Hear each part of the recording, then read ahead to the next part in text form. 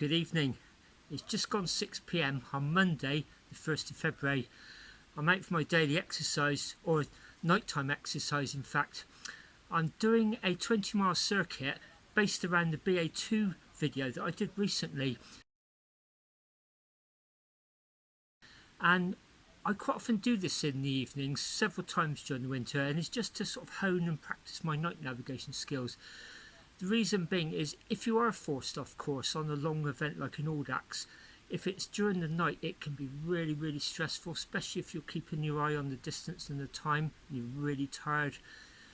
And so I find if you just practice it several times over the winter months, when it does happen in real life, you think that's not a problem. It's a nuisance, but it's not a major problem because I've practiced it, I know what to do. So that's what I'm doing tonight. I'm going to film at some of the places I did during the daytime recently, Duncan Church for instance, and Withyditch Chapel. Soon after I get in the really dark lanes when there's quite a few junctions, I'm deliberately going to go off route.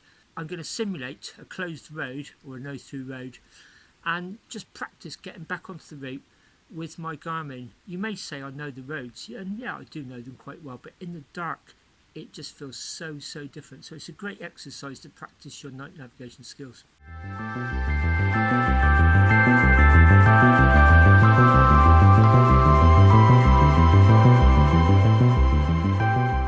I'm now in Cum Hay, and this old telephone box, which is now a defibrillator for the village.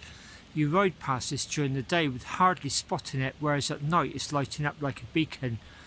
And again, during the day you can see the Cam Brook right next to us, gaps in the hedgerows and across the fields. Can't see it obviously now, but you can hear it rushing down quite loudly on the left hand side. Even though I know this route very well, it's so different riding it at night. And so if it's different and challenging on a circuit I know, you transfer that onto a long ride where you're probably in unfamiliar territory, you may be very tired, you may be clock watching, you get the picture. You're using so much extra computational horsepower just staying upright and safe in the dark. The last thing you want to be doing is using extra strength that you don't really have. If things go wrong, you need to be practiced and drilled and be able to say, this is not a problem, I've done it before, I can do it again. Another thing tonight, I decided not to wear contact lenses because sometimes that makes my vision cloudy at night. I wore glasses. Well, that was a mistake because there's drizzle in the air. So I'm also fighting to see where I'm going by my glasses misting up and getting rainwater on them. So again, fantastic training really and practice, because that's exactly the sort of challenges you do face on long distance rides. I'm a great believer if you practice it, when things do go wrong, you're prepared for them. You may not have practiced for everything, but the major problems, you're able to sort of say, I've done it before, I can do it again.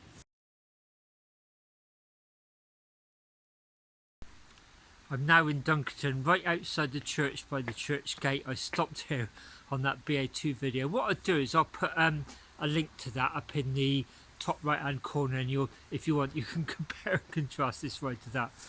Just seeing where I'm going is very difficult. First of all, as I said earlier on, I'm getting wet and misty glasses, and secondly, because of the rain, whenever you use the head torch and the rain comes down, it's just like a stroboscopic effect in front of it.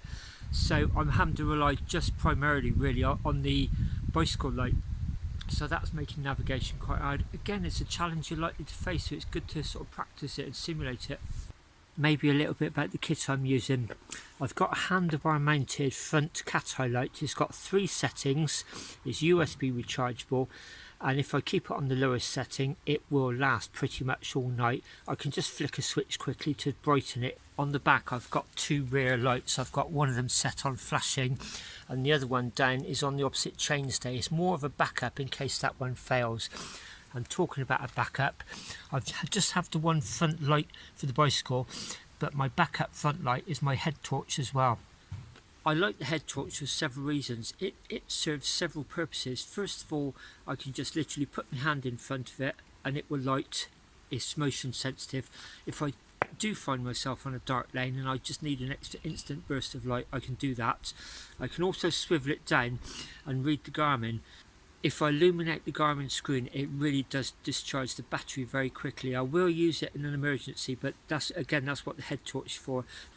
Lastly, if I have a puncture, I can literally just use the head torch This church is lovely at night. It's so isolated. Got the place all to myself. What I'm going to do now is head back across the brook, turn left as I did on that BA2 ride, and then do the long climb up to Withy Ditch Chapel, and I'll talk to you up there.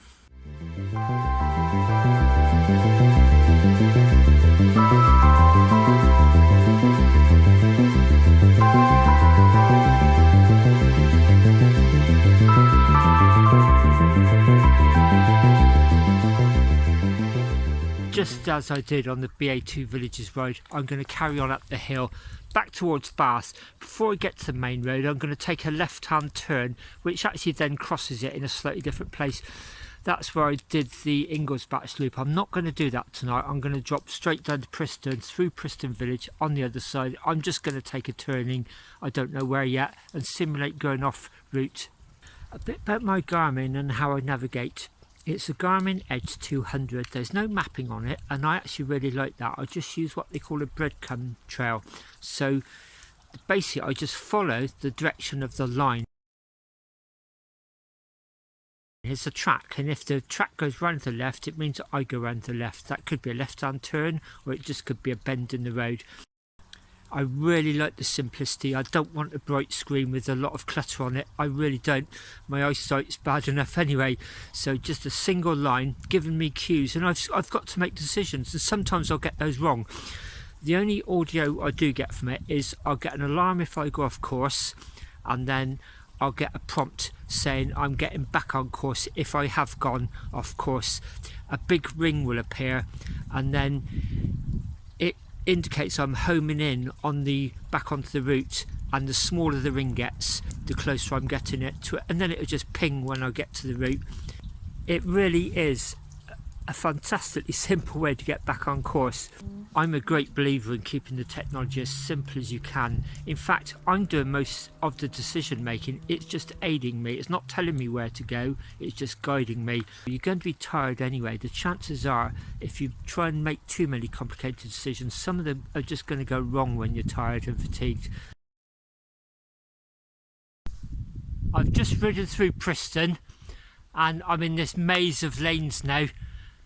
I'm going to head off to the right, as my Garmin suggests, but there's a few roads that go off to the right and to the left. I'm just going to take the first one that feels not right, and then start using the Garmin in the dark to get me back on course. The Garmin will give me an alarm to let me know I've gone off course. You sometimes just have to ignore that and say, yeah, I know I'm off course, I mean to be, or I've been forced to be off course. Then within about 30 seconds it'll start giving me arrows telling me to go back, and then it seems to sense after about a quarter of a mile they're not going back, so then it'll start pointing the direction that the route should be, and I will get an overview of it. It'll be off to, say the route is off to the left and I'm veering off to the right, the track on my screen will actually be in dark off to the left, and I'm now a broken little dotted line, my track, and the arrow will be pointing left. So it's pretty easy to work out. I mean, if there's a no through road, don't take it, but you basically just want the first left hand turn and hope it gets you there, and if not, then the one after that.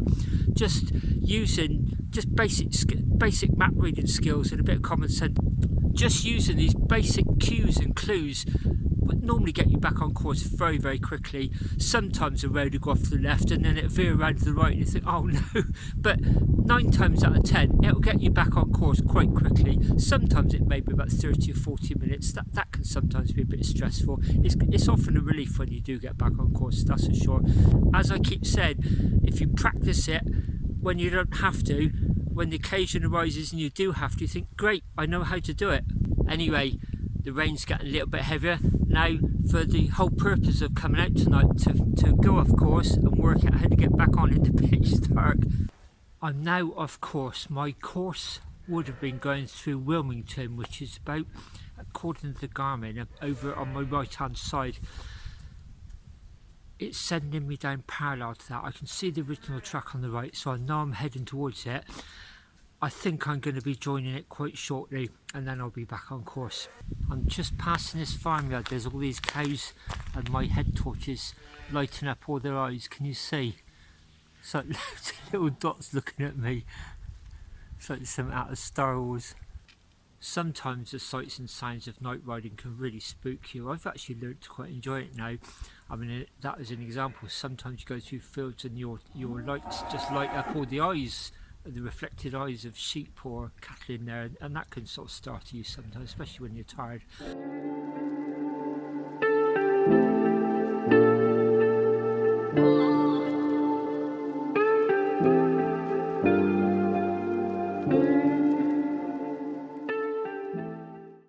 Or when I was coming out in between the two tunnels that was very wooded, and there was an owl hooting. That sounds like something from a horror film.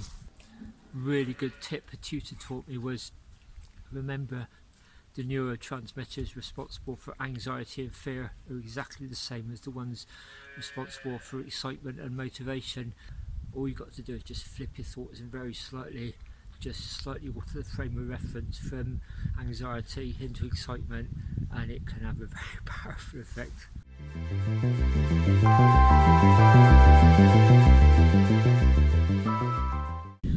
Although this evening's been quite hard actually physically, just seeing where I was going, and also a lot of the roads are flooded, so I've been through some quite big puddles and floods, mini floods, and my feet are soaking wet and freezing cold. Having said that, I love adventure. That's what I really came out for, and it has been quite adventurous. Once again, by the time I get home, I'll have barely done 20 miles, but it's felt like a real adventure tonight. Now I'm just going to drop steeply down Burnett Hill into Corston, short stretch on the A39, then cut on the bicycle track for the last mile or so into Bath, and then home for Lasagna and a lager and a hot shower to warm my feet up. As usual, thank you very much for watching, and until next time.